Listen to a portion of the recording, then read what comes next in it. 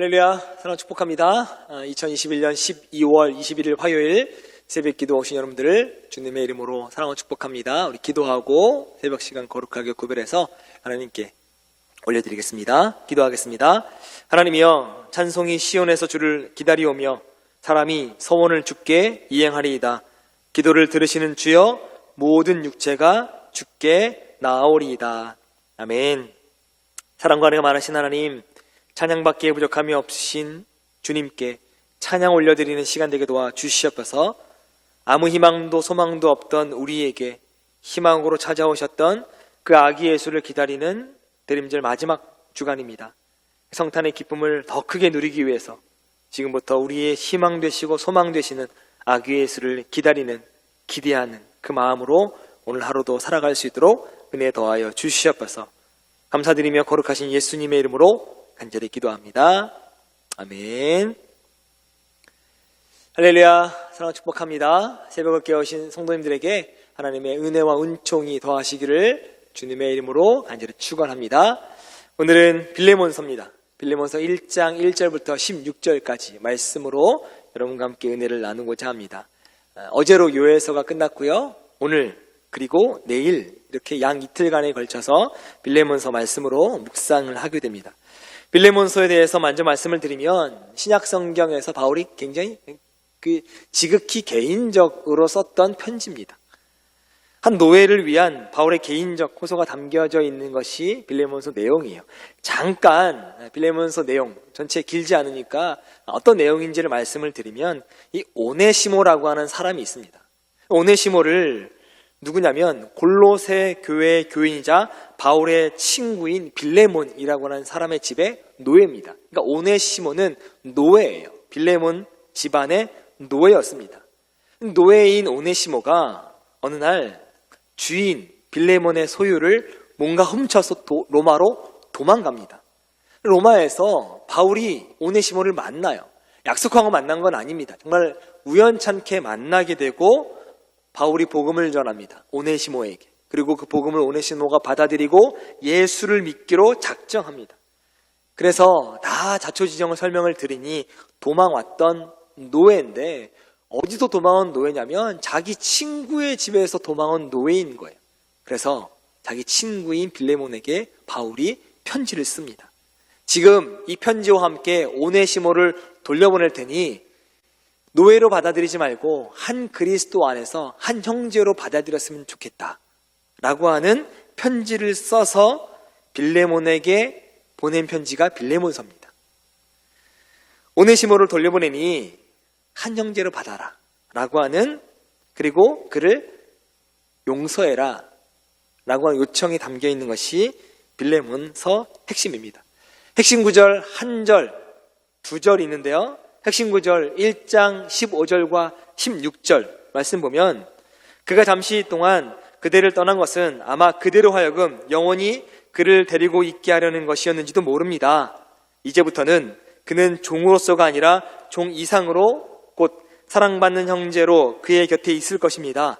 특히 그가 나에게 그러하다면 그대에게는 육신으로나 주님 안에서나 더욱 그러하지 않겠습니까?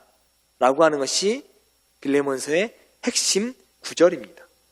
빌레몬은 이 핵심 구절 안에서 하나님의 섭리를 배울 수 있었습니다. 여기 잠시 동안 그대를 떠난 것, 잠시 동안 물건을 훔쳐서 로마에 온 사건을 이야기하고, 그대를 떠난 건 오네시모가 빌레몬을 떠나서 로마에 온 사건을 이야기하고 있는 겁니다. 즉 바울은 오네시모의 이 도주 사건이 이 빌레몬과 오네시모로 하여금 주인과 노예로 있는 것이 아니라 한 공동체 안에서, 한 하나님 안에서 한 형제로 있기를 바라시는 하나님의 섭리라고 바울은 정확히 이야기합니다. 그러니까 바울이 빌레몬에게 이야기하는 거예요. 이 일은 우연한 일이 아니다. 하나님의 섭리다. 하나님의 섭리를 깨닫고 오네시모를 노예로 받아들이지 말고 한 형제로 받아들여라 라고 하는 내용입니다. 바울은 주인에게서 도망친 노예 오네시모가 자신을 통해서 구원받고 헌신하게 된 것, 이건 우연의 일치로 보지 않는다는 거지. 주님의 섭리가 담겨져 있다라고 하는 겁니다. 그러니까 알고 보니까 자신이 너무나도 절친한 성도의 노예였다라고 하는 사실을 마주치면서 이건 하나님이 일하시는구나 라고 하는 걸 바울은 알았습니다. 그래서 바울은 오네시모가 도망치도록 하나님께서 허용하신 이유, 허락하신 이유, 또 구원받아 우리와 영원히 함께 거할 형제가 되게 하시기 위해서라고 말하고 있고요. 빌레몬 역시 그것을 통해서 하나님의 섭리를 인정함으로 오네시모의 지난 잘못된 과거를 용서해야 한다라고 하는 걸 암묵적으로 빌레몬에게 권고하고 있는 거죠. 그래서 이 모든 일들은 우연의 일하는 것이 아니라 하나님의 섭리다라고 바울은 이야기하고 있습니다. 섭리, 많이 들어보셨죠? 섭리, 특별히 하나님의 섭리. 하나님의 섭리가 뭘까? 그러니까 문자적으로만 이야기하면 하나님께서 자신의 뜻을 이루시기 위해서 모든 피조물에게 행하시고 특히 우리 성도들의 삶 가운데에서 끊임없이 간섭해 주시는 것, 이걸 섭리라고 이야기합니다. 성경에서는 그 섭리를 뭐라고 말씀하시냐면 참새 한 마리도 하나님의 허락 없이는 떨어지지 않는다라고 하는 걸 섭리라고요. 하나님의 계획하심이 있어야 된다. 하나님의 허락하심이 있어야 된다는 거지. 우연함은 없다라고 하는 겁니다. 물론 우리 인간 나름대로 최선을 다해서 삶을 살죠. 그러나 우리 힘으로 안 되는 문제가 많습니다. 솔직히 그걸 인정할 때 바로 하나님의 섭리를 쉽게 받아들일 수 있다는 거죠. 빌레몬에 바울이 이 말을 통해서 오네시모가 도망간 것은 잘못한 일이다. 잘못한 건 맞다. 그러나 나의 노예로 있었다면 구원받는 것이 더디었겠구나. 바울을 만난 것이 도리어 잘 됐구나. 라고 생각하는 것이 바로 하나님의 섭리를 인정하는 것, 또 하나님의 섭리를 받아들이는 사람의 태도라고 이야기하고 있습니다. 여기 하나님의 섭리의 대표주자가 누구냐면 요셉이에요. 요셉은요, 아버지 사랑을 듬뿍 받았습니다. 그러면서 반대로 형들의 시기를 받았어요. 그 형들의 시기로 인해서 부모님의 사랑이 끊어집니다. 언어도 통하지 않는 곳에 노예로 팔려가게 됩니다. 그래도 최선을 다해서 살았습니다. 조금씩 인정받기 시작합니다. 한 집안의 가정총무의 역할을 맡을 만큼 인정받았습니다. 그런데 아주 거대한 무서운 유혹 앞에 그 유혹에 넘어지지 않기 위해서 도망감으로 누명을 쓰고 받았던 결과가 뭘까요? 감옥이에요.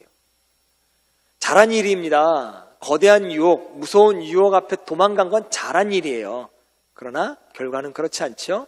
결과는 감옥이었어요. 감옥 가운데 한 10년, 한 10여 년 정도 그 감옥 생활을 하다가 하나님이 요셉의 꿈을 통해서, 그리고 요셉이 지난 과거 잊어버렸던 하나님이 주셨던 꿈을 통해서 아주 기막힌 방법을 통해서 애굽의 2인자, 총리의 자리에까지 오르게 하십니다. 근데 요셉에겐 풀리지 않는 하나의 숙제가 있었어요. 늙은 아버지의 백발만큼이나 흘러간 세월 속에서도 요셉은 형들로부터 당한 그 죽음 같은 버림의 고통을 잊을 수가 없었던 거죠.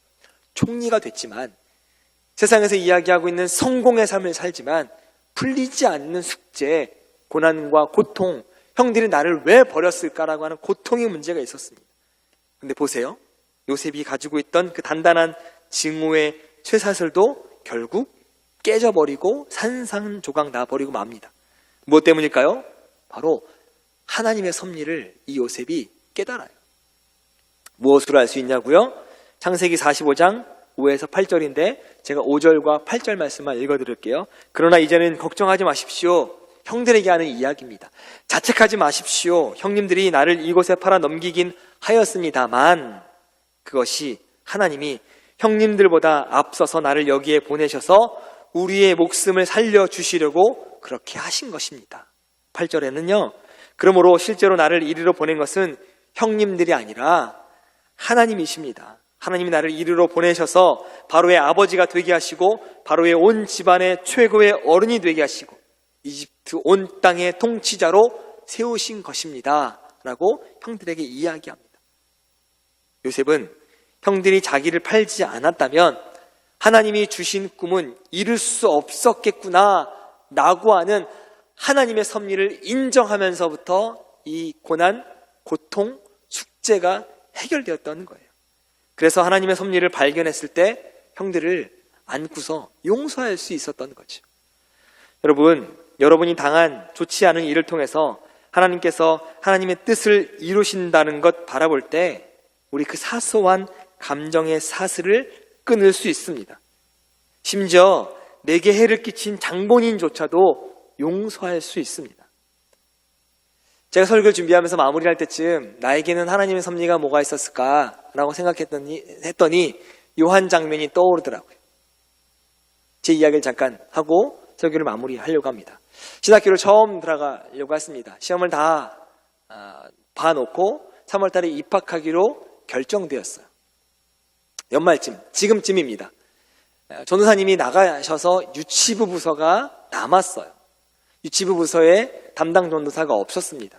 그래서 담임 목사님께서 저를 부르셔서 유치부 갈 준비를 해라. 1월 달부터 유치부 가서 사역을 해라. 처음 사역을 시작하니 유치부 가서 사역을 시작해라 라고 말씀해 주셔서 제 나름대로 열심히 유치부 사역을 준비했습니다. 설교를 어떻게 해야 될까? 어떻게 아이들과 소통해야 될까? 교사들과 어떻게 소통해야 될까? 나름대로 기도하고 큰 교회 유튜브도 찾아보고 다 열심히 찾아봤습니다. 근데 갑자기 유치부 부장님께서 저를 받지 않겠다는 거예요. 저 오면 모든 교사들이 다 그만두겠다고 담임 목사님에게 나름 엄포를 놓으신 겁니다. 담임 목사님이 교육부장님과 또 여러 각 부서의 부장님들을 다 부르셨어요.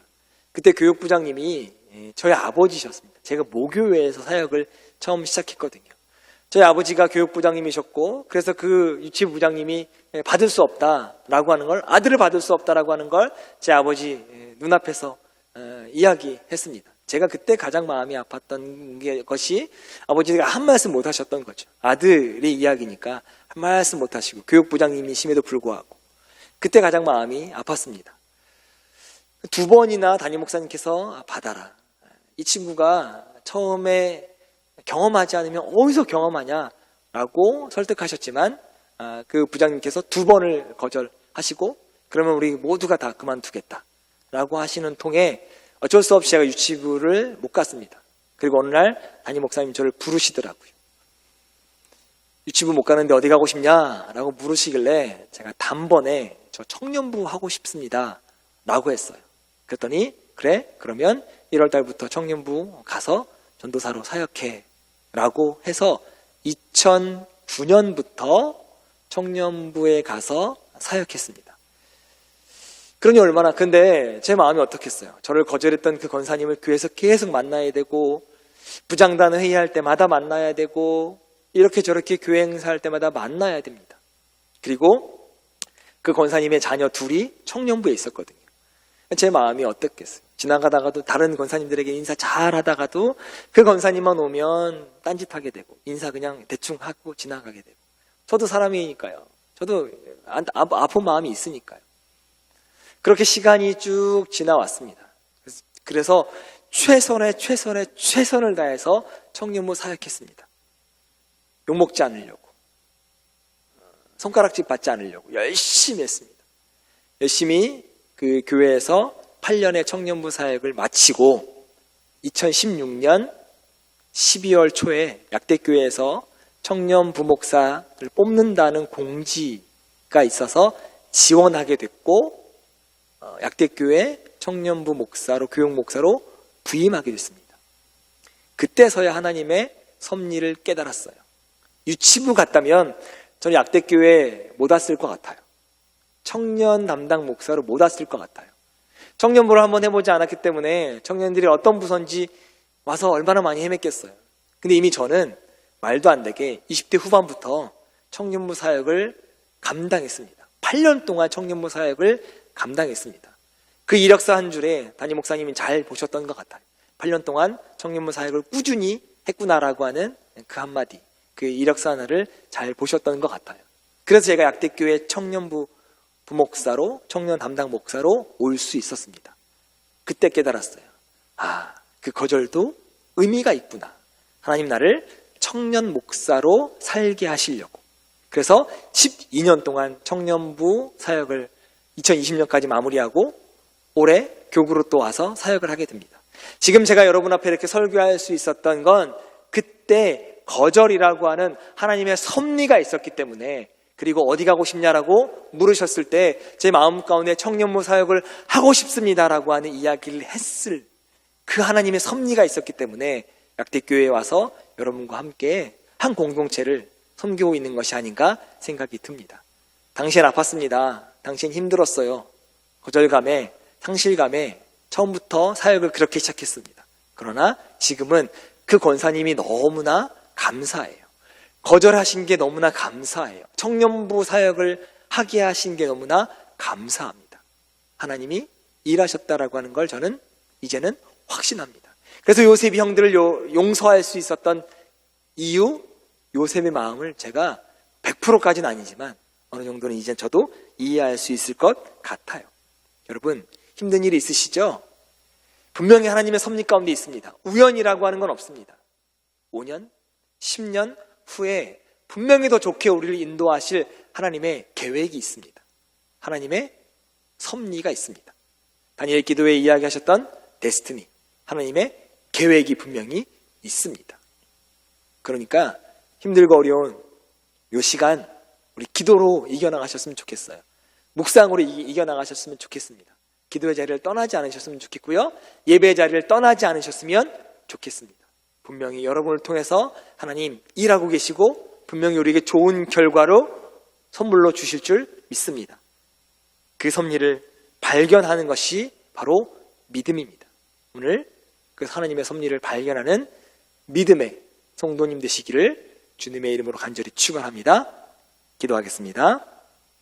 사랑과 은혜가 많으신 하나님, 우리 이 무한한 하나님의 은혜를 이 유한한 우리 인간이 어떻게 다 알 수 있겠습니까? 고작 살아야 100년밖에 살지 않는 우리가 어떻게 영원하신 하나님의 은혜를 알 수 있겠습니까? 하나님의 섭리가 있다라고 하는 믿음을 갖고 하나님이 계획하심을 믿고 하나님께 내 삶을 다 맡겨드리고 나아가는 믿음의 백성들 될 수 있도록 은혜 더하여 주시옵소서. 오늘도 우리와 함께 하실 줄 믿습니다. 가는 곳곳마다 은혜로 좋은 곳으로 갚아주실 그 하나님의 계획하심을 믿습니다. 또 우리에게 나쁜 일이 있다 할지라도 그것이 영원하지 않다라고 하는 믿음 갖고 우리에게 소망 주시고 희망 주시는 하나님을 기대하면서 살아가는 사랑 약대교회 모든 성도님들 되게 도와 주시옵소서. 감사드리며 거룩하신 예수님의 이름으로 간절히 기도합니다. 아멘. 네, 지금부터 빌레몬서 1장 1절부터 16절 안으로 들어가셔서 하나님의 은혜를 깊이 누리시길 바랍니다. 그리스도 예수를 위하여 갇힌 자 된 바울과 및 형제 디모데는 우리의 사랑을 받는 자요 동역자인 빌레몬과 자매 아비아와 우리와 함께 병사된 아키포와 내 집에 있는 교회에 편지하노니 하나님 우리 아버지와 주 예수 그리스도로부터 은혜와 평강이 너희에게 있을지어다. 내가 항상 내 하나님께 감사하고 기도할 때 너를 말함은 주 예수와 및 모든 성도에 대한 내 사랑과 믿음이 있음을 들음이니 이로써 내 믿음의 교제가 우리 가운데 있는 선을 알게 하고 그리스도께 이르도록 역사하느니라. 형제여, 성도들의 마음이 너로 말미암아 평안함을 얻었으니 내가 너의 사랑으로 많은 기쁨과 위로를 받았노라. 이러므로 내가 그리스도 안에서 아주 담대하게 내게 마땅한 일로 명할 수도 있으나 도리어 사랑으로서 간구하노라. 나이가 많은 나 바울은 지금 또 예수 그리스도를 위하여 갇힌 자 되어 갇힌 중에서 낳은 아들 오네시모를 위하여 내게 간구하노라. 그가 전에는 내게 무익하였으나 이제는 나와 내게 유익함으로 내게 그를 돌려보내노니 그는 내 신복이라. 그를 내게 머물러 있게 하여 내 복음을 위하여 갇힌 중에서 내 대신 나를 섬기게 하고자 하나 다만 내 승낙이 없이는 내가 아무것도 하기를 원하지 아니하노니 이는 너의 선한 일이 억지같이 되지 아니하고 자의로 되게 하려 함이라. 아마 그가 잠시 떠나게 된 것은 너로 하여금 그를 영원히 두게 함이리니 이후로는 종과 같이 대하지 아니하고 종 이상으로 곧 사랑받는 형제로 둘 자라. 내게 특별히 그러하거든 하물며 육신과 주 안에서 상관된 내 길이야.